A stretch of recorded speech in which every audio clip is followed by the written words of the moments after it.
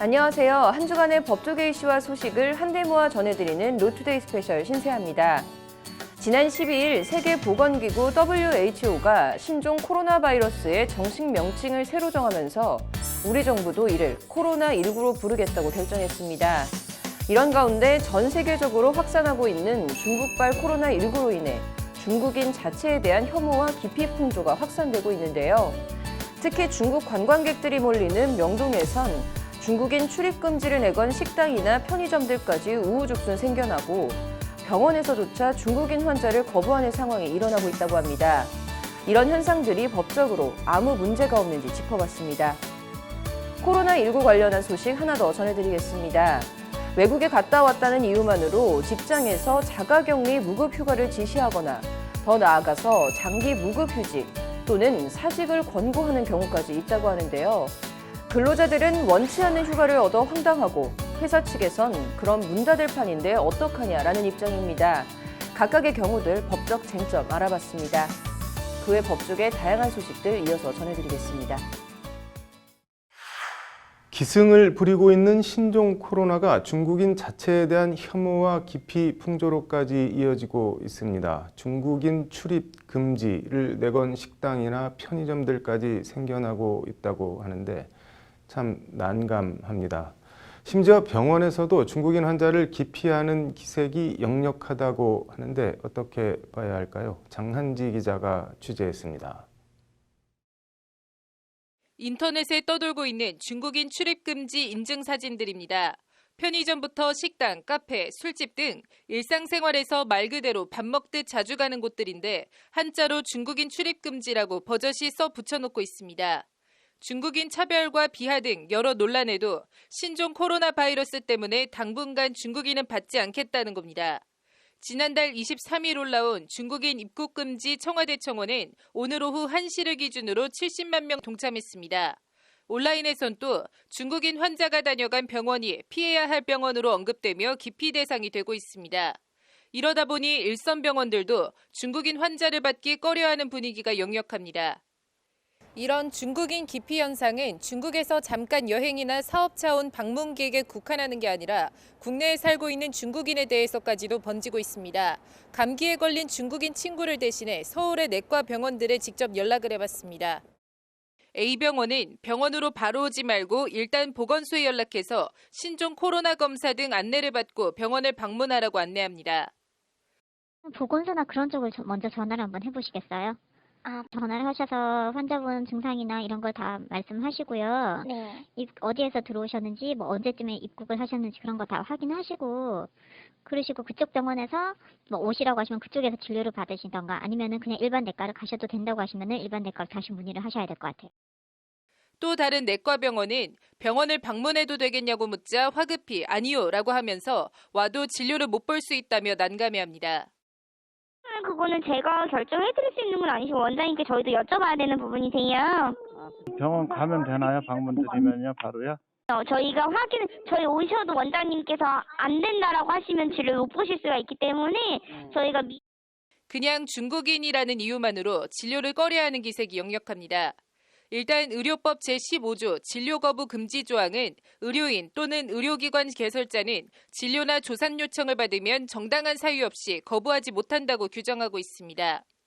의료기관이나 의사가 이를 위반할 경우 1년 이하의 징역이나 500만 원 이하 벌금에 처해질 수 있고 관련 규칙에 따라 자격정지 1개월의 행정처분도 내려질 수 있습니다. 그럼에도 상당수 일선 병원들이 중국인 환자, 특히 나중에 확진자라도 나오면 병원 임시 폐쇄는 물론 이후에도 환자들의 기피로 심각한 경영난을 겪을 수 있어 중국인 자체를 받는 것을 꺼리는 겁니다. 하지만 단순히 중국인이라는 이유로 특히 국내 건강보험에 가입되어 있는 국내 거주 중국인에 대해서까지 진료를 회피하는 건 명백한 진료 거부 행위에 해당한다는 것이 의료 전문 변호사의 설명입니다. 의료법상 정당한 이유가 있어야 되는데 지금처럼 단지 중국인이라는 이유만으로 진료 거부 대상은 될 수 없는 거거든요. 단지 이 사람들이 중국인이라는 이유만으로 의료 현장에서 진료를 거부당한다는 거 아니에요, 그죠? 그건 문제가 있는 게 맞죠. 다만 기침과 발열, 인후통 등 신종 코로나와 유사한 증상이 있는 경우 보건소 방문 등 적절한 안내 조치를 취하는 건 큰 문제가 없고 적절해 보인다고 이인재 변호사는 설명합니다. 지역사회 감염을 막아야 되니까, 그러니까 이 환자의 어떤 진료권, 국민 전체의 어떤 또 건강권이 또 지켜지는 문제라서 그건 진료 거부라고 할 수는 없을 것 같아요. 다만 이 경우에도 한국인과 중국인을 달리 차별에 대응할 건 아니라고 이 변호사는 설명합니다. 그 사람들 우리나라 건강보험이 만약에 당연히 편입돼 있고 건강보험료를 낸다면 우리나라 의료기관 입장에서는 당연히 진료 요구가 있으면 진료 요구를 해야 되는 게, 그러니까 진료를 해줘야 되는 게 맞죠. 의료인은 진료 요구를 받으면 정당한 이유 없이 진료를 거부하지 못한다. 이게 의료법에 규정이 돼 있죠. 응급의료법은 특히 응급 환자에 대해 정당한 사유 없이 진료를 거부하거나 기피할 경우 최대 징역 5년까지 엄하게 처벌하고 있습니다. 이와 관련 보건복지부는 최근 중국인이나 중국 등 해외 방문자가 신종 코로나와 관련 없는 증상이나 질환으로 내원하면 일상적인 진료를 하라는 대응 지침을 일선 의료기관들에 내려보냈습니다. 대한의사협회도 의료 현장에서 신종 코로나 신고 기준에 대한 혼선이 있는 것으로 알고 있다며 의료인들이 적극적으로 진료를 볼 수 있도록 민관 협력이 필요하다고 강조했습니다. 법률방송 장한지입니다. 세계보건기구 WHO가 오늘 신종 코로나의 공식 명칭을 코로나19로 한다고 발표했습니다. 관련해서 현재 일선 산업 현장에선 외국에 갔다 왔다는 이유만으로 2주간의 자가격리, 무급 휴가를 지시하거나 더 나아가 장기 무급 휴직 또는 사직을 권고하는 경우까지 생겨나고 있다고 하는데요. 회사 측은 회사 측대로 경영이 어려워 회사가 문 닫을 판인데 그럼 어떡하냐는 입장인데요. 장한지 기자가 각각 경우들의 법적 쟁점들을 짚어봤습니다. 이달 초 3박 5일간 태국 여행을 하고 지난 10일 귀국한 변모 씨는 한국에 들어오자마자 보건소를 찾아 코로나19 증상이 있는지 확인했습니다. 제가 온 날이 신날이었어요. 그래서 와가지고 병원에 가봤어요. 근데 병원에 가봤는데 그 병원에서는요 일상생활 가능하다고 얘기했어요. 일상생활 가능하다고. 별다른 코로나19 증상도 없고 보건소에선 일상생활이 가능하다고 했는데 정작 회사는 일단 7일간 자택 자가격리를 지시했습니다. 회사 측에서는 7일 동안은 자가 격리라고 업무 배제해야 된다고 얘기를 하시더라고요. 그래서 업무 배제를 시키는 거예요, 지금. 저는 병원에서도 아무런 이상 없다고 했고 그런 상황이에요. 그리고 회사는 자가격리 기간은 임금이 지급되지 않은 무급휴가로 처리한다고 일방적으로 통보했습니다. 일단 일주일 자가격리지만 회사 측에서 추가로 자가격리를 더 지시해도 변 씨가 딱히 어떻게 대응할 수 있는 방법은 없습니다. 그렇게 되면 제 급여에서 깎는 거죠. 저 지금 몸이 근질근질해요. 저 하루 종일 집에만 있으니까 일하는 사람이잖아요. 몸이 간질간질해요 지금. 나가고 싶은데 나가지도. 이런 일이 비단 변 씨만의 얘기는 아닙니다. 인터넷 포털 사이트에 해외여행 자가격리를 검색하면 관련 글들이 주르륵 뜹니다. 해외여행 갔다 오면 자가격리를 꼭 해야 하냐는 질문에서부터 회사가 무급 자가격리를 강요하는데 어떻게 해야 하냐는 질문까지 내용은 비슷비슷합니다. 월급은 없다, 어쩌라는 건지 같은 냉소적인 글도 보이고 해외여행 다녀온 걸 숨겨야겠다는 등 웃지 못할 고육지책들을 놓고도 갑론을박이 벌어지고 있습니다. 신종 코로나 사태가 장기화하면서 유탄을 맞고 있는 건 해외여행을 다녀온 회사원에서 그치는 게 아닙니다. 회사가 어려워지면서 아예 장기 무급 휴직이나 심지어 회사를 그만둘 것을 요구받는 경우까지 생겨나고 있습니다.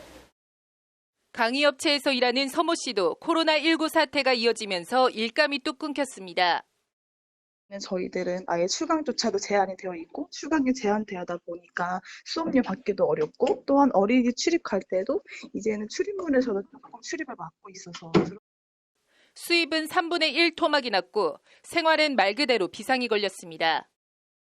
또 수업료를 못 받고 있다 보니까 생활적인 면에서 기존에 받고 있던 월급의 3분의 1도 안 되는 월급을 받다 보니 기본급도 지금 지급이 될 수 있는 상황 자체가 어려워져서 이러다 덜컥 회사가 사표라도 요구하는 건 아닌지 또는 회사가 휴업을 하거나 아예 문을 닫게 되는 건 아닌지 하루에도 몇 번씩 가슴이 두근대며 마음이 무거워집니다. 생활에 아주 영향이 큽니다. 확진자 근처에 가지도 않았는데 오히려 확진자만큼이나 피해를 받고 있는. 일단 단순히 해외여행을 다녀왔다는 이유만으로 별다른 의심 증상도 없는데 자가격리, 무급휴가를 강요하는 건 명백한 근로기준법 위반에 해당합니다. 이 국가로부터 당신 반드시 자가격리를 해야 된다라는 지시를 받아가지고 격리가 된다고 하면은 그거는 기본적으로 할 수는 있어요. 무급으로 처리할 수가 있는데 단지 그냥 태국이라는 나라에 갔다 온 것만 해서 너는 무조건 자가격리를 해야 되고 그로 인해서 무급으로 처리한다라는 것들은 그거는 문제가 있죠, 당연히. 근로기준법은 장기간 무급휴직이나 휴업의 경우 노동자 잘못이 아닌 사용자 귀책 사유이면 평균 임금의 70% 이상을 지급하도록 하고 있습니다. 근로기준법상 휴업수당을 줘야 돼요, 그거는. 근로기준법 46조상. 사용자의 귀책 사유로 휴업하는 경우에는 70% 이상의 수당을 지급해야 된다고 규정돼 있거든요. 자, 그거는 70% 이상의 휴업수당을 줘야 돼요. 문제는 코로나19 사태로 인한 경영 악화, 이에 따른 무급휴직이나 휴업을 사용자의 귀책 사유로 볼 수 있냐 하는 점입니다. 개별적인 어떤 사유 때문에 휴업하는지에 따라서 좀 달라질 텐데 일단은 이 경우에는 사용자 귀책 사유라고 보기는 어려운데 근데 이제 저희가 주되게 지금 사용자 귀책 사유라고 보는 경우는 어떤 사업상의 필요성, 그 사업의 영역에서 뭐 원자재 부품이 수급이 어렵다든지 또는 지금 거래처와 유통 차질이 발생했다든지 이 경우에는 권고사직의 경우에도 긴박한 경영상 사유에 해당한다면 이를 법적으로 문제 삼긴 어렵고 다만 자진해서 회사를 그만둔 게 아닌 만큼 실업급여 수급은 가능할 것이라는 게 최종현 변호사의 설명입니다. 다만 이제 이 경우에 고용보험에 따라서 실업수당이 있지 않습니까? 그 실업수당을 지급받을 수 있는 사유들이 있습니다. 근데 거기에 보면은 어떤 상당한 경영난이라든지 공고사직 자체는 실업급여 수급 사유가 됐기 때문에 그 경우에는 실업급여를 청구해서 받을 수가 있습니다. 우리 경제가 코로나19 사태의 직격탄에 휘청이고 있는 가운데 정부는 오늘 코로나19로 피해를 보거나 피해가 예상되는 중소기업, 소상공인에 총 2,500억 원 규모의 긴급자금을 지원하는 방안을 발표했습니다. 관련해서 홍남기 경제부총리는 오늘 제5차 신종 코로나 대응 경제관계 장관회의를 열고 정부가 철저한 선제 방역에 총력을 기울이고 있고 확진 환자 확인도 정부 방역관리망 내에 있는 만큼 지나친 공포나 불안감에서 벗어나 정상적인 경제활동, 소비활동을 해달라고 당부했습니다. 법률방송 장하지입니다. 방역당국이 자가격리 중 수칙을 어기고 다른 사람과 식사를 해서 코로나19를 옮긴 확진자에 대한 처벌 가능성을 시사했습니다. 처벌이 된다면 코로나19 자가격리 조치를 어겨 처벌을 받는 첫 사례가 되는데 실제 처벌 여부는 좀 더 지켜봐야 할 것 같습니다. 유재관 기자입니다. 논란이 되고 있는 환자는 43세 한국인 남성으로 지난 1월 20일 중국 후베이성 우한시에서 입국한 15번째 확진자입니다. 15번 확진자는 3, 7, 8번 확진자 등 국내에서도 다수의 확진자가 다녀간 우한 소재 의류 상가에서 매장을 운영했습니다. 이 15번 확진자는 56세 한국인 남성 4번 확진자와 같은 비행기를 타고 입국해 1월 29일부터 자가격리 중이었습니다. 그리고 15번 확진자는 자가격리 나흘째인 지난 1일 오후 2시 호흡기 이상 증상을 보여 보건소 선별진료소를 방문해 검사를 받았고 2일 확진 판정을 받았습니다. 그런데 15번 확진자는 호흡기 이상 증상으로 검사를 받은 당일 1살 아래 처제와 같이 밥을 먹었고 처제는 형부가 확진 판정을 받자 자가격리됐다가 5일 양성 판정을 받았습니다. 두 사람은 현재 국군 수도병원에 입원해 치료를 받고 있습니다. 질병관리본부 중앙방역대책본부는 자가격리 대상자에게 독립된 공간에서 혼자 생활하고 식사도 혼자서 하라는 등의 수칙을 안내하고 있습니다. 불가피하게 가족과 대화를 하더라도 얼굴을 맞대지 말고 마스크를 쓴 채 2m 이상 거리를 두라는 것이 중앙방역대책본부 지침입니다. 관련해서 중앙방역대책본부 관계자는 오늘 자가격리 수칙을 어기면 처벌 대상이 맞다며 이를 어긴 것이 확실하다면 법에 의해 처벌 대상이 된다고 밝혔습니다. 일단 감염병의 예방 및 처벌에 관한 법률 제6조 4항은 국민은 치료 및 격리 조치 등 국가와 지방자치단체의 감염병 예방 및 관리를 위한 활동에 적극 협조하여야 한다고 적시하고 있습니다. 또 같은 법 제42조 감염병에 관한 강제처분 조항은 진찰 결과 감염병 환자 등으로 인정될 때에는 동행하여 치료받게 하거나 입원시킬 수 있도록 하고 있습니다. 제80조 벌칙조항은 제42조에 따른 강제처분에 따르지 아니한 사람은 300만 원 이하 벌금에 처하도록 하고 있습니다. 하지만 3조를 사유로 하는 처벌조항은 없고 확진 판정 전 자가격리를 강제처분으로 볼 수 있는지 여부는 논란이 있어 실제 처벌이 가능할지는 미지수입니다. 애초에 강제처분이라 하는 것이 특정한 입원 조치라든가 이런 것을 얘기하는 것이어서 일종의 임의적인 조치를 따르도록 하는 자가격리를 강제처분으로 볼 수 있는지부터가 근원적으로 좀 따져져야 될 일인 것 같고요. 질병관리본부에서 이 부분을 그러니까 자가격리를 완전히 강제처분으로 보는 특별한 근거가 있는지 이런 것 등을 좀 살펴봐야 하지 않을까. 관련해서 또 다른 변호사는 형벌로서 벌금이 아니라 과태료 등 행정처벌이 가능할지는 다시 살펴봐야 하지만 중앙방역대책본부에서 자가격리 수칙 준수 등 코로나19에 대한 경각심을 높이기 위해 강조한 발언 같다는 의견을 밝혔습니다.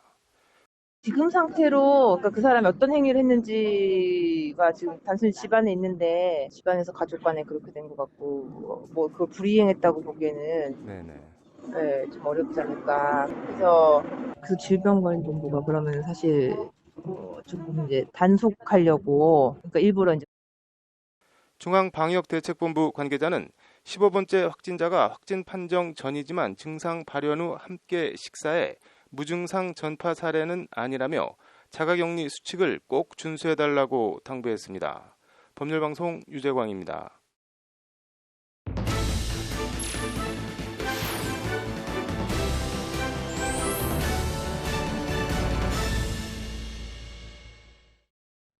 검찰 수사와 기소 주체를 분리해야 한다는 추미애 법무부 장관의 발언을 둘러싼 논란과 후폭풍이 가라앉지 않고 있습니다.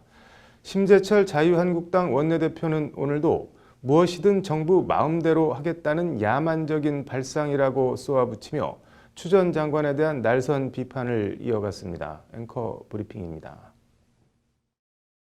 심 원내대표는 오늘 국회에서 열린 최고위원 회의에서 법무부 장관이 법치주의를 파괴하려고 안달복달하고 있다며 추 장관을 사이비 법조인으로 몰아세웠습니다.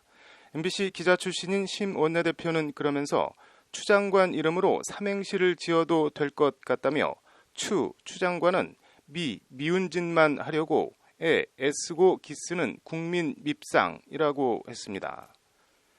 앞서 추미애 장관은 그제 취임 후 첫 기자 간담회에서 이른바 법률 전문가인 검사가 수사를 직접 하고도 기소하지 않으면 논리적 모순에 빠지게 된다며 수사와 기소 주체 분리 필요성을 강조했습니다. 검사를 이른바 법률 전문가라고 이른바를 넣어서 지칭한 게 눈에 띕니다. 법기술자 같은 부정적인 뉘앙스가 묻어납니다. 아무튼 수사 검사가 기소까지 하면 기소 욕심, 오류와 독단이 생길 수 있다는 것이 추 장관의 말입니다. 추 장관의 지적은 일정 부분 학계와 검찰 안팎 법조계에서 꾸준히 제기돼 온 부분이기는 합니다. 자기가 직접 수사한 사건에 대해 그것을 사명감이라 부르든 정의감이라 부르든 뭐라 부르든 일종의 애착을 갖고 법정에 세워 단죄를 하고 싶은 건 인지상정입니다. 인지상정이긴 한데 다만 이 과정에 인지상정과 애착이 지나쳐 먼지가 날 때까지 터는 검찰권 남용 논란이 끊임없이 제기되어 온 것도 사실입니다. 당장 조국 전 장관 지지자들은 조 전 장관 일가에 대한 수사와 기소를 두고 이게 난다긴다 하는 검찰 특수부 검사들을 총동원해 저렇게까지 할 일이냐고 반발하고 있습니다. 그럼에도 야권과 현 정권의 비판적인 사람들에게선 청와대 하명수사, 선거 개입 공소장 비공개에 이어 왜 하필 지금이냐는 비판과 비난이 쇄도하고 있습니다. 청와대 고위 인사에 대한 추가 기소를 앞두고 있을지 모를 임종석 전 청와대 비서실장 등 여권 자원들에 대한 추가 기소를 어떻게든 막아보려는 꼼수 아니냐는 지적입니다. 검찰 인사권을 쥐고 있는, 확실히 행사하고 있는 추미애 장관이 기소 여부를 결정하는 직위에 정권과 기조를 같이 하는 고위 검사를 보내 정권의 뜻과 의중을 관철하려는 것 아니냐는 의심입니다. 이런 논란과 비판이 쇄도하자 법무부는 오늘 보도자료를 내고 현재 검찰에서 직접 수사 중인 특정 사건에 대해서는 이 제도가 전혀 적용되지 않는다고 선을 그었습니다. 법무부는 그러면서 수사와 기소 주체를 달리하는 제도를 통해 좀 더 피의자 인권을 보호하고 독단과 오류를 방지할 수 있는 내부 점검 방안을 찾겠다. 가장 적합한 모델을 마련해 시범적, 단계적으로 추진하겠다고 강조했습니다. 변호사나 교수, 시민단체 활동가 등 검찰 외부 인사들이 특정 사건의 기소 여부를 결정하는 검찰수사심의위원회나 검찰시민위원회에 대해선 수사검사에 준하는 면밀한 기록 검토가 이루어지지 못하고 있다며 이걸로 검찰 수사 견제가 되겠냐는 회의적인 입장을 밝혔습니다. 보도자료에 여러 말들이 많은데 핵심은 추 장관이 공언한 대로 어떤 식으로든 검찰 수사와 기소 주체를 분리하겠다는 점을 재차 강조한 겁니다. 일련의 흐름을 보니 오랑캐로 다른 오랑캐를 제압한다는 EEJ 넉자가 떠오릅니다. 검사로 검사를 제압한다. 배나무 아래선 갓끈을 매지 말고 오이밭에서는 쭈그려 앉아 신발을 고쳐 신지 말라고 했습니다. 배나 오이를 훔쳐가는 걸로 오해받을 일은 애초 하지 말라는 잠언입니다. 청와대 하명수사 선거 개입 공소장 비공개에 이은 청와대 고위 인사 추가 기소를 앞둔 검찰 수사와 기소 주체 분리. 여권 인사 추가 기소에 적용되는지 두고 봐야겠지만 공교로운 일이 자꾸 되풀이되면 의심은 확신이 됩니다. 그 확신은 정권과 검찰 개혁에 대한 불신으로 이어지고 이렇게 되면 어떤 좋은 말과 명분을 갖다 붙여도 콩으로 된장을 쓴다 해도 믿지 않게 됩니다. 혹시 이미 그렇게 된 건 아닌지 정권을 위해서도 검찰 개혁을 위해서도 오해받기 딱 좋은 일은 더 이상 되풀이하지 않는 게 상책 아닌가 합니다. 앵커 브리핑이었습니다. 소년 보호 처분이라는 용어 혹시 들어보셨나 모르겠습니다. 1호부터 10호까지 10단계의 처분이 있다고 하는데 앵커 브리핑 오늘은 10호 처분 얘기해 보겠습니다. 경기도에 거주하는 만 11살 A양이라고 합니다. A양은 지난해 크리스마스 다음 날인 12월 26일 저녁 7시 40분쯤 조부모가 거주하는 아파트 단지로 친구 B양을 불러냈다고 합니다. B양을 불러낸 A양은 미리 준비한 흉기로 B양을 찔렀습니다. 칼에 찔린 B양은 아파트 복도에서 피를 흘리며 쓰러진 채 경비원과 이웃에 발견돼 병원으로 옮겨졌지만 끝내 숨졌습니다. 만 11살짜리 여자아이가 아파트 단지로 친구를 불러내 미리 준비한 흉기로 찔러 숨지게 한 경악할 사건이 벌어진 겁니다. 조사 결과 A양은 B양이 자신의 가족사 얘기를 부정적으로 퍼뜨리고 다닌다는 이유로 이 같은 끔찍한 일을 저지른 것으로 나타났습니다. 끔찍한 살인에 해당하지만 우리 소년법은 만 10살 이상 14살 미만의 아이들은 촉법 소년이라고 해서 형법에 따라 처벌을 하지 않고 소년법에 따른 보호 처분을 내립니다. 형사 미성년자라고도 하는데 형벌을 받을 범법 행위를 했지만 나이 등을 감안해 형사 책임 능력이 없다고 봐서 취하는 조치로 아직 나이가 한참 어린 만큼 처벌보다는 교화에 초점을 둔 취지의 처분입니다. 그리고 소년법 제32조는 심리결과 보호 처분을 할 필요가 있다고 판단되면 이른바 1호부터 10호까지 10단계의 보호 처분 가운데 어느 한 처분을 내려야 합니다. 1호 처분은 보호자 또는 보호자를 대신하여 소년을 보호할 수 있는 사람에게 감호 위탁, 2호 처분은 수강명령, 3호 처분은 사회봉사명령입니다. 4호는 보호관찰관의 단기 보호관찰, 5호는 장기 보호관찰, 6호는 아동복지시설이나 소년보호시설의 감호 위탁, 7호 처분은 병원, 요양소 또는 소년의료보호시설의 위탁 처분입니다. 그리고 8호, 9호, 10호 처분이 이른바 소년원이라 불리는 곳에 송치해서 사회화 격리하는 조치입니다. 8호는 1개월 이내, 9호는 단기, 10호 처분은 장기 소년원 송치 처분입니다. 장기라고 해서 10몇 년, 몇십 년씩 가둬놓는 건 아니고 단기는 6개월, 장기는 최장 2년간 소년원에 송치받아 수용하게 됩니다. 통상 단기 송치의 경우 5개월 정도, 장기는 12개월에서 16개월 사이 관할 보호관찰심사위원회의 심의 결정과 법무부 장관 허가를 거쳐 임시 퇴원한다고 합니다. 아무튼 의정부지법 소년 1단독 왕지훈 판사는 초등학교 동급생 친구를 흉기로 찔러 살해한 A양에게 보호 처분 가운데 가장 무거운 10호 장기 소년원 송치 처분을 내렸습니다. A양이 계획적 살인이라는 중범죄를 저질렀고 심리가 극도로 불안정한 상태인 점 등을 감안한 처분입니다. 변호사들에게 물어보니 소년원도 성인들이 수감되어 있는 교도소와 크게 다를 것 없는 일과를 보내는데 아직 나이가 어린 점 등을 감안해 인성교육과 함께 제빵, 미용 같은 직업훈련도 실시한다고 합니다. 조폭, 뺨치는 집단 폭행 등 만 14세 미만 아이들에 의한 끔찍한 범죄 소식이 전해질 때마다 한쪽에선 촉법 소년, 나아가 만 19세 미만 소년범 제도도 폐지해서 죄에 합당한 처벌을 줘야 한다는 목소리가 높아집니다. 그래도 아이들인데 처벌보다는 교화를 우선해야지 하다가도 그 피해자나 피해자 가족을 생각하면 또 죄에 상응하는 처벌을 받아야 할 것 같기도 하고 어렵습니다. 이제 11살인 A양은 앞으로 어떤 삶을 살아가게 될까요? 어떤 말로도 위로가 안 되겠지만 피해자 B양의 유족에겐 심심한 위로를 표합니다. 앵커 브리핑입니다.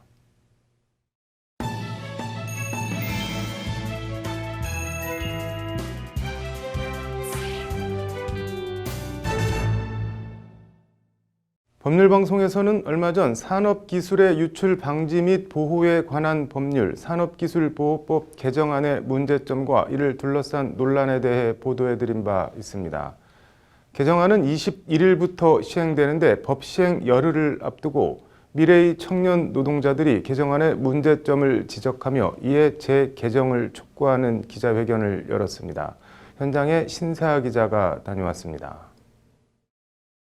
노동자 죽이는 산업기술보호법, 국회는 책임져라! 책임져라! 책임져라! 책임져라! 안전모에 작업복을 입었지만 아직은 몸에 익어 보이진 않는 앳된 얼굴의 20대 청년 5명이 국회 앞에 모였습니다. 지난해 8월 국회 본회의를 통과한 산업기술보호법 개정안에 대한 재개정을 요구하기 위해서입니다. 김영준 노동자와 황규미 노동자의 이름은 익히 들어보셨을 겁니다. 하지만 아직 세상에 알려지지 않은 수많은 산업재해의 피해자분들이 계십니다. 이제는 개정된 산업기술보호법 때문에 우리가 겪은 산업재해를 산업재해라고 부를 수 없습니다. 말할 수도 없는 상황이 되어버렸습니다. 산업재해를 산업재해라고 부를 수 없다는 게 무슨 말일까? 이들이 문제 삼는 조항은 먼저 산업안전보건법 개정안 제14조 8항입니다. 해당 조항은 적법한 경로로 취득한 정보라도 산업기술 정보를 제공받은 목적 외에 다른 용도로 사용하거나 공개하는 행위를 금지하고 있습니다. 당시 해당 법안 개정안은 삼성전자 백혈병 산업재해 관련 정보공개 소송 와중에 국회의원 단 한 명의 반대도 없이 국회 본회의를 통과했습니다. 해당 조항은 산업 현장의 안전 문제 등에 대한 공익 제보나 문제 제기를 원천 차단하는 독소 조항이라는 것이 이들의 주장입니다. 피해자들의 산업재해에 대한 입증 과정은 이전보다 더 힘겨워질 것입니다. 자신의 산업재해에 대해 알려내는 것도 산업기술 정보를 제공받은 목적은 아니기 때문에 범법자가 될 각오를 해야 하는 일이 되기 때문입니다.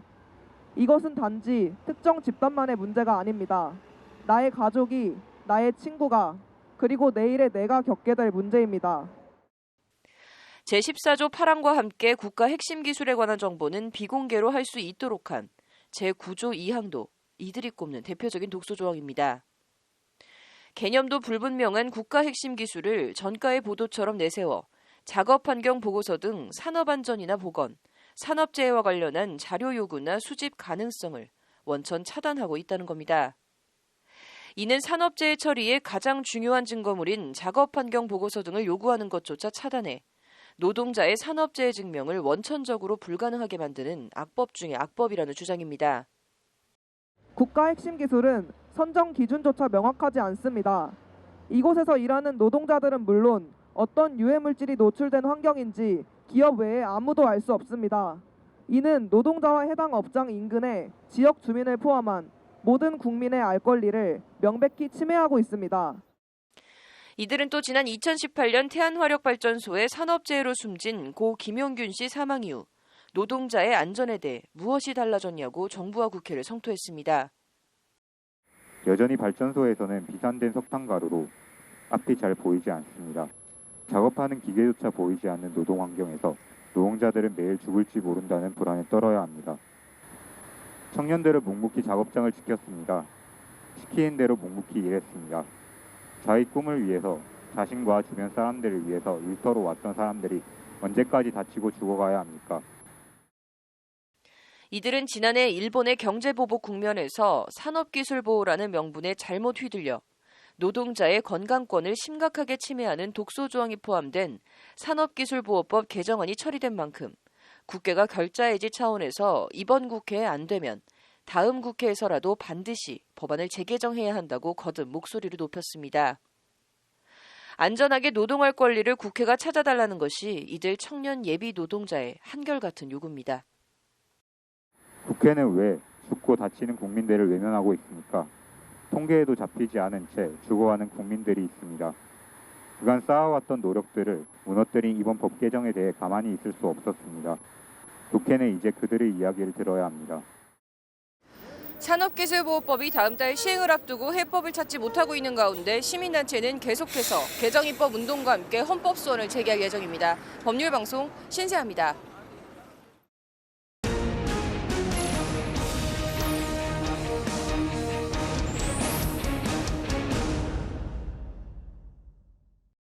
네, 대한변협 성년후견위원회가 설립 10주년을 맞아 국회에서 성년후견제 관련한 토론회를 열었습니다. 로인사이드 성년후견제 얘기 해보겠습니다. 신세아 기자 나와 있습니다. 신 기자, 일단 성년후견제가 뭔지 설명이 좀 필요할 것 같은데요. 네, 이 성년후견제도는 치매나 고령자 그리고 발달장애인, 정신장애인 등 의사결정 능력이 떨어지는 사람들의 이제 사회 경제 생활을 말 그대로 후견인을 지정해서 돕도록 하는 제도입니다. 지난 2013년에 처음 도입돼서 이제 올해로 시행 8년째를 맞이하고 있는데요. 이제 현재 우리나라에는 이제 이처럼 의사결정 능력이 부족해서 후견인이 필요한 이제 사람들이 치매 인구 75만 명을 포함해 약 100만 명 정도 되는 것으로 추산이 되고 있습니다. 이렇게 우리 사회가 점차 고령화가 되면서 이제 성년 후견제 필요성은 점점 더 커지고 있는 상황입니다. 네, 뭐 후견인들이 구체적으로는 어떤 일을 하는 건가요? 예전에는 이제 행위 무능력자라고 해서 뭐 한정치산, 금치산 제도라는 게 있었는데요. 이 성년 후견제 전에는 한정치산자나 이제 금치산자의 행위 능력을 일률적 또는 이제 획일적으로 제한을 했습니다. 이제 쉽게 말해서 법적으로 이제 아무것도 못하게 했다 이렇게 보시면 될 것 같은데요. 이렇게 해놓고 뭐 가족이나 친족들이 이제 한정치산자나 금치산자를 돌보게 했는데 이제 재산만 쓱 빼돌리고 나 몰라라 하는 이제 부작용들이 있었던 것도 사실입니다. 그래서 성년 후견제는 이런 일률적 행위 제한에 따른 이제 폐단을 좀 해소하기 위해서 후견의 범위를 좀 개별적으로 세분화를 했고요. 이를 통해서 피후견인 본인의 의사와 잔존 능력을 최대한 존중하면서도 금융거래와 같은 이런 재산 관련한 분야에서부터 치료나 요양, 이런 신상에 관한 분야까지 이제 실질적이고 좀 폭넓은 도움을 주자 이런 취지입니다. 뭐 취지는 좋은데 운영은 어떻게 잘 되고 있나요? 이런 운영이 좀 문제점으로 꼽힙니다. 이제 후견인이 필요한데 후견인의 도움을 받는 사람은 이제 1% 정도밖에 안 된다고 하는데요. 이제 앞서 후견인의 도움이 필요한 사람이 100만 명 정도다라고 하면 이 가운데 이제 10,000명 정도밖에는 이제 이런 도움을 받지 못하고 있는 겁니다. 왜 그렇게 이용이 저조한 건가요? 일단 이 후견인 신청 절차를 보면 네. 이제 현재 가정법원에 가서 이 제도를 신청을 하고 있는데요. 네. 가정법원은 이 사건 본인에게 이제 정신적 제약이 있어서 후견인이 이제 게시가 돼야 하는지 네. 여부를 이제 결정하기 위해서 이제 심사를 하게 됩니다. 네. 이제 이 과정에서 이제 흔히 정신감정 같은 이런 감정 제도도 거칠 수가 있고요. 네. 이들의 현재 재산 상황 등을 파악하기 위해서 이제 별도의 가사 조사 절차가 진행될 수도 있습니다. 네. 이제 또한 가정법원은 이제 후견인의 권한을 어디까지 인정을 하고 제한을 할 것인가도 결정을 해야 하는데요. 네. 이제 이 과정이 굉장히 복잡하고 이제 번잡스럽다 보니까 장기화가 되는 측면이 있고 네. 또 이 과정에서 청구인이 원하는 사람이 후견인으로 지정되지 않을 경우에는 네. 이제 자의적으로 또 신청을 취하하는 문제도 있습니다. 네. 나아가서 후견인이 선정된 후에도 뭐 이런저런 이유로 후견인을 뭐 신청을 취하는 등의 문제가 있다는 게 오늘 주제 발표를 맡았던 이지은 법무법인 정원 변호사의 지적입니다. 네. 뭐 다른 문제점들은 또 어떤 게 있나요? 이렇게 해서 뭐 어렵게 후견 네. 개시 심판 결정이 난 이후에도 여러 네. 문제점들이 지적이 되는데요. 일단 이제 재산 조사상의 문제가 있습니다. 네. 후견인이 피후견인의 재산 목록을 작성하기 위해서는 네. 이제 현재 정부 3.0 안심 상속 원스톱 서비스를 이용하고 있는데요. 네. 이제 이를 이용할 경우에는 피후견인이 사망한 경우와 동일하게 피후견인의 모든 이제 계좌가 동결이 된다고 합니다. 네. 그래서 사후에 이거를 이제 일일이 이제 풀어야 되는 문제가 있고 네. 금융기관에서의 이제 또 실무적 문제도 이제 있는데요. 네.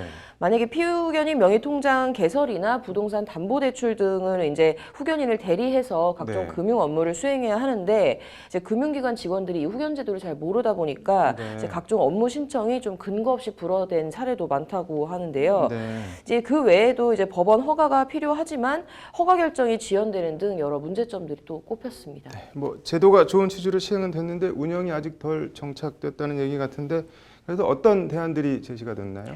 일단 이 심사 절차 관련해서는 정신감정을 좀 간이감정 또는 진료기록부 감정 등으로 좀 간소화할 필요가 있다라는 이제 지적이 나왔고요. 네. 재산조사도 이제 상속 원스톱 서비스 프로그램은 상속과 후견으로 나눠서 이렇게 이원화를 시켜서 해야 된다라는 방안도 제시가 됐습니다. 네. 이제 금융기관 실무상 문제와 관련해서는 뭐 이런 직원들의 교육 그리고 이제 통합 매뉴얼 마련 필요성도 이제 제언이 됐고요. 네. 더불어 이제 뭐 인터넷 뱅킹이나 공인 인증서 발급과 같은 이런 사무 편의를 위한 제도 마련 등도 필요하다 이런 얘기들이 나왔습니다. 네. 이제 그 밖에는 이제 현재 발달 장애인 중 특정 후견을 신청한 사람에게 국한에서 운영되고 있는 이 공공 후견 제도도 이제 활성화해야 한다 이런 말들도 나왔습니다. 공공 후견은 또 뭔가요? 이 제도는 이제 2014년 5월에 네. 발달장애인 권리 보장 및 지원에 관한 법률이 이제 만들어지면서 시행된 제도인데요. 네. 의사결정 능력에 어려움이 있는 발달장애인이 이제 네. 지역 사회에서 이제 좀 자립하면서 살아갈 수 있도록 무보수로 이제 후견인을 선임해 주는 제도입니다. 네. 근데 이 공공 후견 제도를 발달장애인에 한정할 게 아니라 네. 좀 장애 유형에 상관없이 이런 유형 범위를 넓혀서 네. 좀 확대할 필요가 있지 않겠느냐 하는 게 참가자들의 의견입니다. 네. 그래서 이를 위해서 이제 필요한 재원을 마련할 수 있는 좀 구체적인 제도를 구축을 하고 이를 통합해서 관리할 기관을 또 설치해야 되지 않겠냐 이런 필요성도 제시가 됐습니다. 네. 뭐 그 밖에 뭐 치매나 정신적 제약이 있는 이들을 위해서 꼭 필요한 제도다라는 이런 홍보도 이루어져야 한다라는 얘기도 나왔고요. 네. 또 관련 기관들끼리의 소통도 더 적극적으로 이루어져야 한다 이런 얘기도 나왔습니다. 네. 그래서 오늘 토론회를 주최했던 전해철 의원의 말을 한번 직접 들어보시죠. 네. 아직은 성년 후견 제도에 대해서 국민들이 충분하게 알고 있지는 않구나라고 생각을 하고 좀 더 나아가서는 그걸 필요한 분들이 활용하고 실제로 이용하는 데는 아직은 못 미치고 있지 않은가라는 생각을 했습니다. 그런 면에서 좀 더 많은 홍보 등이 네, 좋은 취지로 시작된 만큼 보완이 잘 돼서 제대로 시행이 잘 됐으면 좋겠네요. 오늘 잘 들었습니다.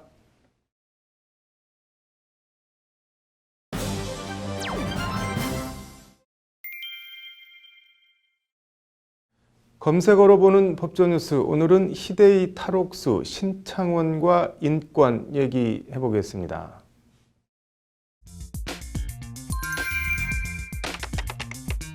오늘 포털 사이트 검색어 순위엔 90년대 후반 세상을 떠들썩하게 했던 탈옥수 신창원의 이름이 상위권에 올랐습니다.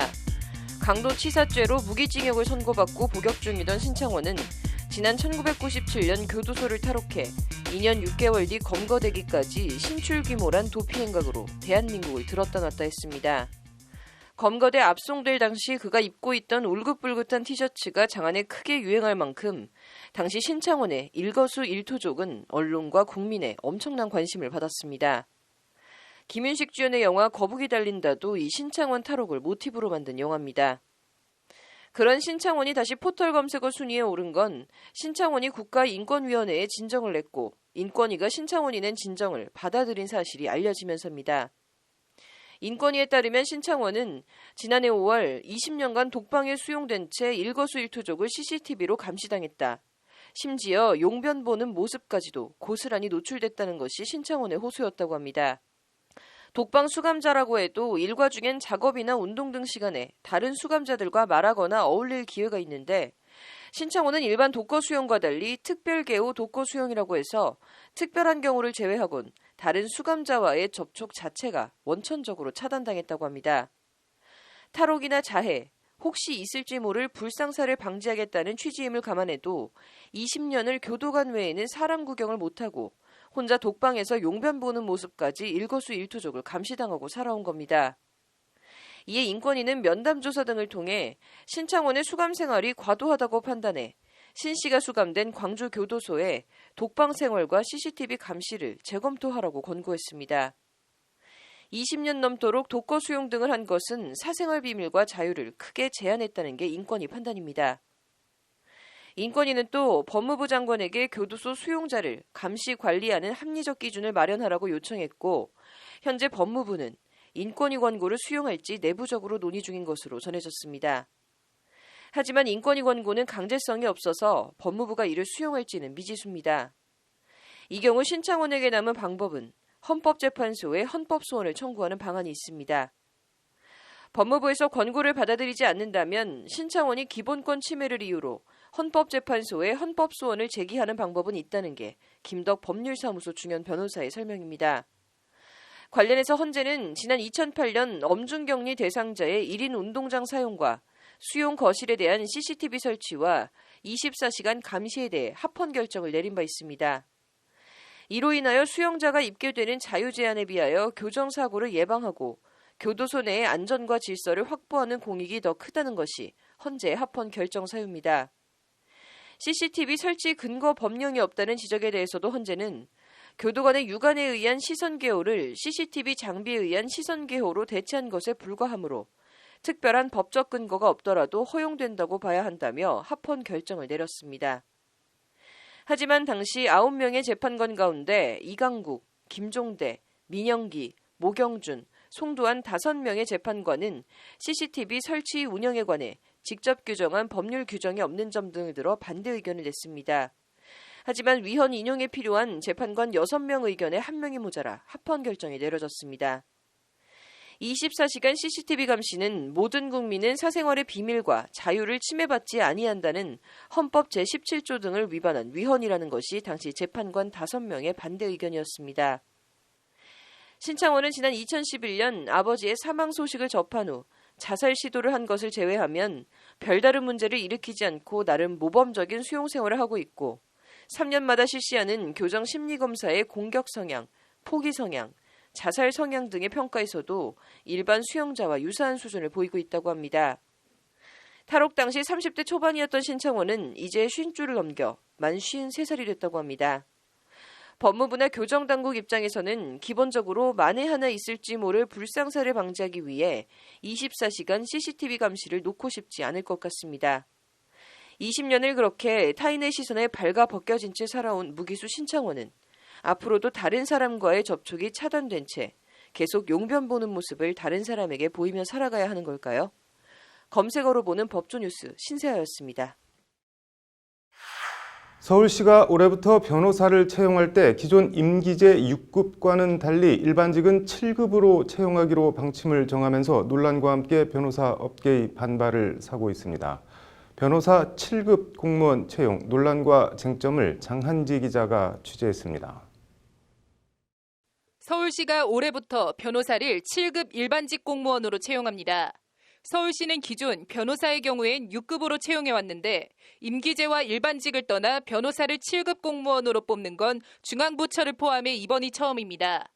서울시 관계자는 7급 공무원 공채와 별도로 변호사만을 대상으로 뽑는 것일 뿐 하는 일은 일반 공무원과 크게 다른 게 없다고 강조했습니다. 공무원처럼 계속 돌면서 이렇게 순환하면서 이제 근무를 하시는 거거든요. 그러니까 꼭 법률에 국한되는 게 아니고 법률적인 지식을 가졌는데 전체 일반직 공무원이랑 이제 근무하는 걸 똑같이 해서 가는 거거든요. 이에 따라 군복무를 마친 남성 변호사의 경우엔 공무원 봉급표에 따른 7급 2에서 3호봉급여가, 여성 변호사의 경우엔 7급 1호봉급여가 지급됩니다. 별도의 추가 변호사 자격증 수당 등은 계획하고 있지 않다는 것이 서울시 측의 설명입니다. 쉽게 말해 채용 경로만 다를 뿐 일반직 7급 공무원과 하는 업무도 대우도 똑같이 하겠다는 구상입니다. 2020년 공무원 봉급표에 따르면 6급 1호봉급여는 208만 7천 원이고 7급 1호봉은 187만 2,900원으로 6급은 200만 원대에서 시작하는 반면 7급은 100만 원 후반대에서 시작합니다.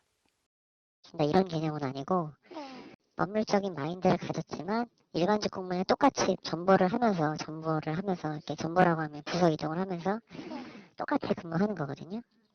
하지만 이게 승진하는 게 사실 굉장히 어렵거든요. 네, 6급으로 뽑아도 한 곳에만 법무 담당과 법률지원 담당과 이런 데만 있으면 승진하는 게 굉장히 좀 제한적일 수밖에 없거든요.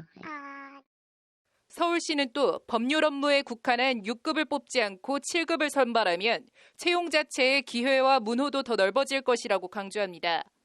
지난 2017년 5명, 지난 2018년 3명의 변호사를 채용했던 서울시는 지난해엔 단 1명의 변호사도 채용하지 않았습니다. 채용 확대와 보직 순환 근무를 통한 승진 기회를 제공함으로써 서울시는 양질의 자원을 얻고 채용 변호사는 평생 직장을 얻게 되는 윈윈 방안이라는 것이 서울시의 설명입니다.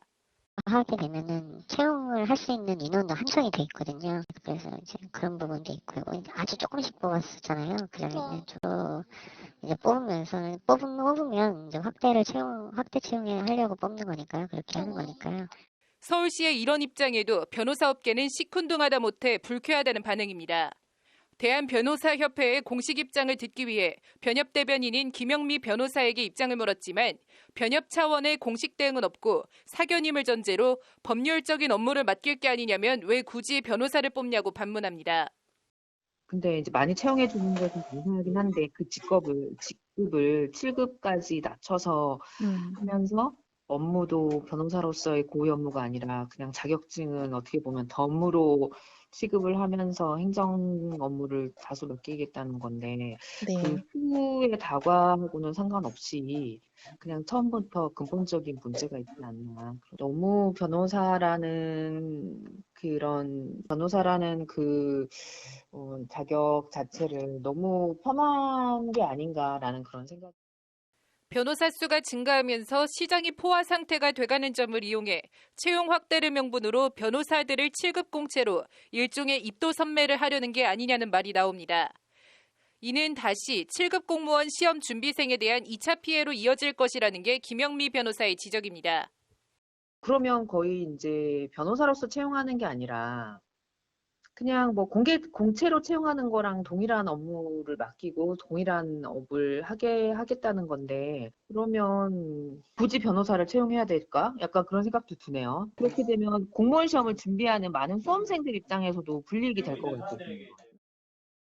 채용 확대와 정년 보장이라는 서울시 주장에 대해서도 과연 로펌, 특히 기회가 되면 대형 로펌으로 옮기거나 변호사로 개업하지 않고 정년까지 서울시 공무원으로 있을 변호사가 얼마나 되겠냐고 반문합니다. 결국 7급 공무원으로 뽑아서 이리저리 부서를 옮기며 일을 시키는 데까지 시키다 로펌 등으로 옮기면 또 새로운 변호사를 뽑아 같은 행위를 반복하려는 꼼수 아니냐는 게 변호사 업계의 의심입니다. 대단히 유감스럽고요. 예, 그렇게 직급을 낮춰서 채용하면은 역시 마찬가지로 그렇게 오래 근무하지를 않을 거기 때문에 그렇게 많이 뽑아서 또 많이 그만두고 그렇게 하면 업무 인계도 잘 안 될 것이고 결국은 국민들한테 피해가 될 것 같고요. 통상 5급 행정고시에 준해 5급으로 채용되던 변호사들의 채용 직급이 6급으로 내려갔을 때도 떨떠름하지만 받아들였는데 이제 다시 7급으로 더 낮춘다고 하니 드러내놓고 말은 못하고 자괴감과 함께 소가리를 하고 있다는 게 변호사업계의 반응입니다. 서울시는 다음 달 중엔 관련 내용을 검토해서 채용 공고를 내겠다는 입장인데 7급 공무원 변호사 시대가 현실화할지 주목됩니다. 법률방송 장한지입니다.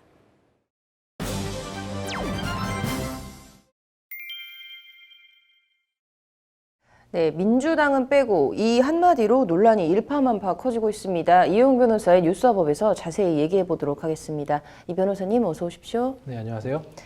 네, 이거 일단 어떤 내용인지부터 좀 살펴볼까요?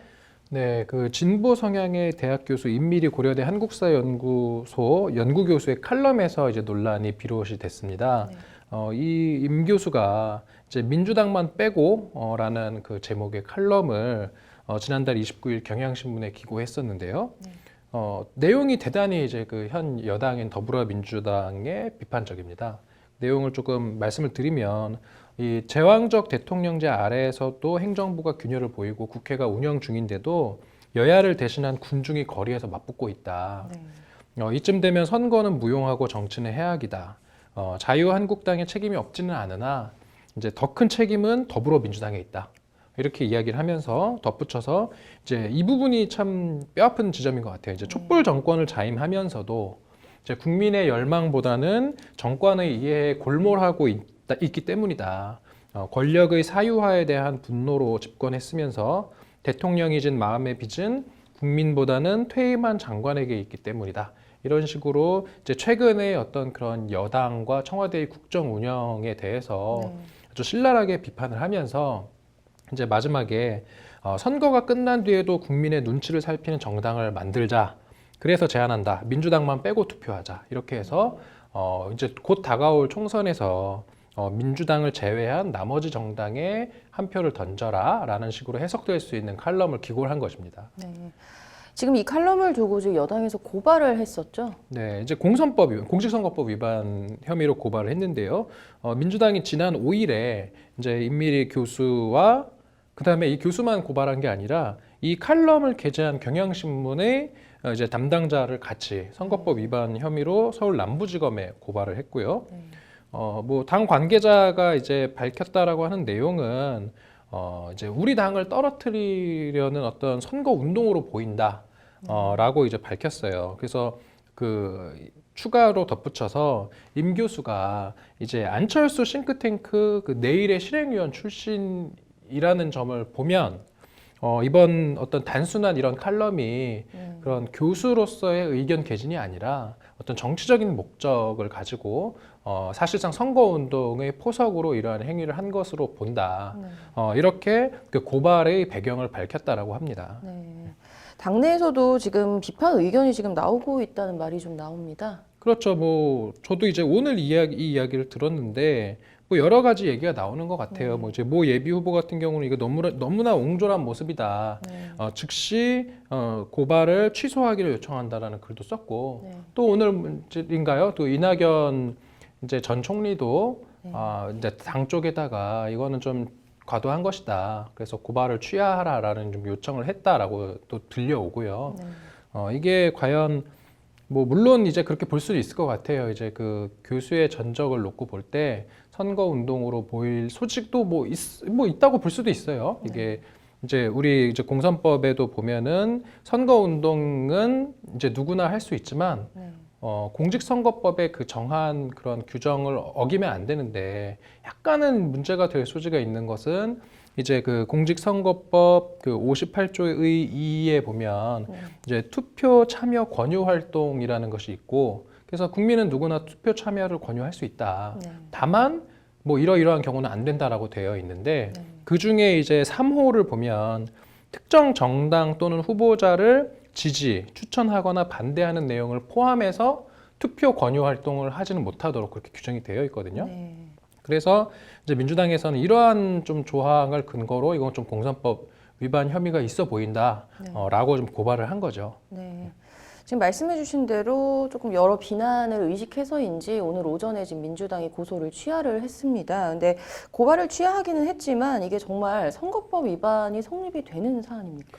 뭐 우선 이걸 선거 운동이라고 볼지도 조금 불투명한 것 같아요. 네. 이제 흔히 선거 운동이라고 하면 뭐 특정 후보를 당선시키거나 또는 낙선시킬 목적으로 하는 행위여야 할 것을 요구하는데 이제 예전에 뭐 노무현 전 대통령 사례에서도 대표적으로 이제 우리가 알 수 있듯이 노 대통령이 당시에 이제 여당이 총선에서 승리할 수 있도록 해달라라는 이야기를 해서 이게 선거법을 위반한 것이다라고 해서 나중에 탄핵 소추까지 되지 않았습니까? 그때 이제 그 법원의 판단은 이게 선거 운동으로 보기 위해서는 특정한 후보의 당선 또는 낙선을 목적으로 해야 되는데 특정 후보가 아직 정해지지 않은 그런 시점에서는 특정 후보가 없잖아요. 그 낙선 또는 당선을 시킬 목표가 없기 때문에 이런 건 선거 운동으로 보지 않는다라고 했었어요. 그렇다라고 한다면 이번 그 총선을 앞두고 그냥 민주당 빼고 다른 데 찍자라고 하는 걸 선거 운동으로 보기엔 좀 어려워 보입니다. 네. 변호사님께서는 이번 좀 상황을 개인적으로 어떻게 보시는지? 네, 좀 뭐 안타까운 것 같아요. 이제 뭐 정당이 결국은 국민의 사랑과 어떤 선택을 받아서 권력을 이제 수권을 받는 그런 것을 목표로 하는 거 아니겠습니까? 그래서 권력을 수권 받아서 이제 정치 활동을 하는 건데 이런 어떤 국민들로부터의 그런 비난과 비판은 구별해야 된다. 이제 이렇게 뭐 도를 지나친 비난 또는 법을 위반한 어떠한 그런 행위들을 뭐 고소 고발하는 거야 얼마든지 할 수 있는데 이게 지금 임 교수의 이 문제가 된 것은 결국 칼럼이지 않습니까? 칼럼이라고 하는 것은 보면 우리가 신문 기사에도 보면은 본 칼럼은 본보의 뭐 그런 입장과는 뭐 무관함을 밝힙니다라고도 써져 있고 그 칼럼을 읽는 국민들도 그게 언론사의 입장이라고는 생각 안 하거든요. 네, 칼럼의 필진의 개인적인 견해인데 그러한 견해를 가지고 이제 필자를 고발하는 것도 좀 부적절했고 나아가서 그 칼럼을 게재한 언론사를 같이 고발한 거는 이건 대단히 부적절하다. 좀 그렇게 생각을 합니다. 지금 뭐 고소를 취하긴 했지만 좀 민주당이 당분간 비난을 좀 피하기 어려워 보이네요. 오늘 잘 들었습니다.